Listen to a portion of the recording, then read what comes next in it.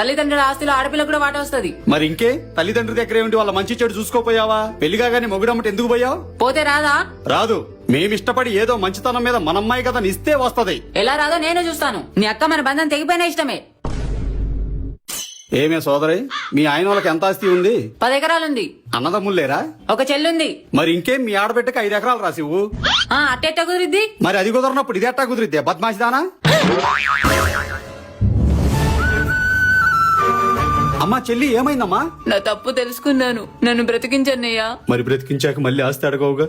అడగను.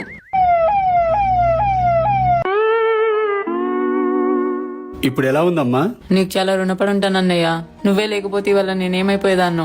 నేను నా స్వార్థంతో ఆస్తి అడిగాను, కానీ నువ్వు అవేవి మనసులో పెట్టుకోకుండా నన్ను కాపాడావు. నేను నీ అన్నన్రా, నేను కాపాడక నిన్ను ఇంకెవరు కాపాడతారు? నిజం చెప్పన్నయ్య, చికిత్సకి ఎంత ఖర్చు అయింది? నీ చికిత్సకు చాలానే ఖర్చయింది, కానీ ఒక్క రూపాయి కూడా నేను కట్టలేదు.